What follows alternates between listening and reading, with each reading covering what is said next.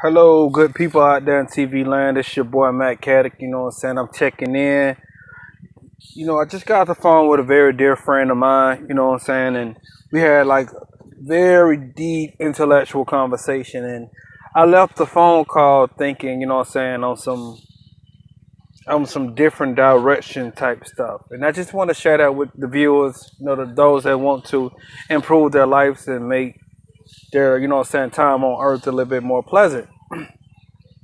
So like I said, it was multiple different conversations that we had, but one thing that stood out to me at the end of our conversation is the conversation about the winners mentality and the losers mentality.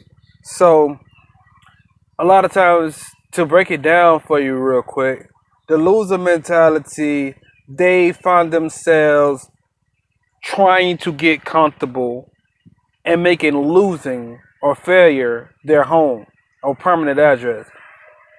So they would get comfortable with the discomfort by one, alcohol, two, weed, or let's just say drugs. They use drugs, they use sex, they use overindulging, spending money, and stuff like that to make themselves comfortable with where they're at in their life. Okay, that's the loser mentality because you're already not doing so well. So you're doing other things to compensate for what's not going right in your life, right? That's the loser mentality. The winner mentality is okay, I need by any means, I need to do whatever I need to do in order to win. And then if the winner find themselves in a losing position or role or whatever, it's okay, what can I do differently to ensure that I win, you know what I'm saying, next time I do a try or do apply myself. Winners don't really care so much as far as how long this process or this journey is, as they learn to enjoy the process and enjoy the journey because they fantasize about the reward they would get at the end of this process or this journey. So they start falling in love with that. And and I can go on, but I'm not. One thing that stood out to me as far as my personal life, I had to go back and reflect like when was I successful with reaching a goal or what have you. And I thought about, you know what I'm saying, the whole rapping, journey or whatever, being a rapper. So, true story. When I first started writing raps in seventh grade, I was with a group. We went from the name Forbidden and the Youngster Boys and and things of that nature. But what I want to tell you is that when I first started, I was the worst rapper out the group. So bad that they ain't even really want me on songs for real, for real. But because of my passion for that and me wanting to become better and be successful at it as they were, I started to enjoy the process. I started just on all of my downtime, just writing raps and constantly. And it didn't seem like work to me. It was more so like I was enjoying that. Fast forward to recent, not today because I ain't wrote a rap and I don't know how long, but fast forward to recently, nigga, I'm the best out the group, hands down. Like, and no offense to anyone, I feel like Chicken will probably give me a run for my money, and it'll be more of a challenge. But Chicken kind of sort of wavers. What I'm saying, with his performance and stuff like that. He kind of waver. Like sometimes he come in and he on point. Sometimes he just you know average or whatever. And shouts out to my guy Chicken, man.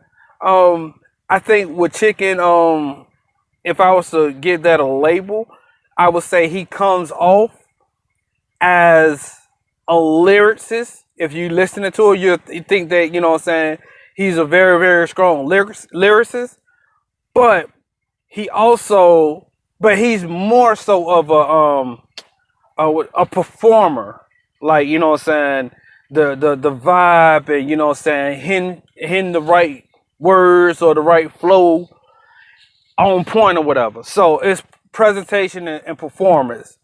He comes off as a lyricist, but he's really more of a performer. So you got fans and people from each spectrum that, you know what I'm saying, would enjoy his music. The fans of, you know, strong lyrics will enjoy his music, as well as the fans of just, you know, vibing and, you know, flowing and stuff like that. So, you know, shouts out to him. I think with me, I come off as just a viber or just a swag rapper, but I'm actually a lyricist. So in the same category, I mean, the same aspect, you know, I got both sides of the fans that, you know what I'm saying, will rock with me and enjoy my music as well. Cause I appeal to the ones that don't really want to hear no lyric, that just kind of want to vibe and hear something kind of cute, and I, you know what I'm saying, catch your attention every blue moon was with a punchline or whatever. So I appeal to the swag people that just like swag and performance. I also appeal to the lyricists because they're like, oh, that nigga really talk about something. Yeah, Matt Caddick.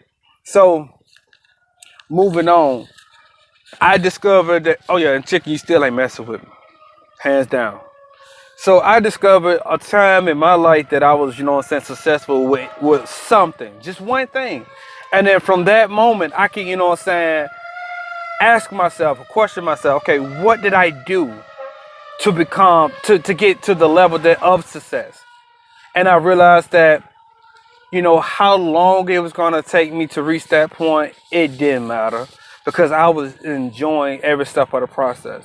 So I encourage you, the viewers, to also think about, you know, whatever turns and twists in life that you're trying to take with your future.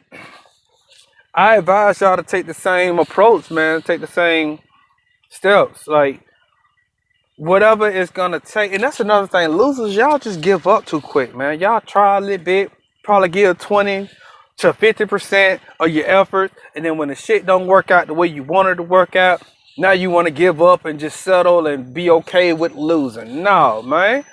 No.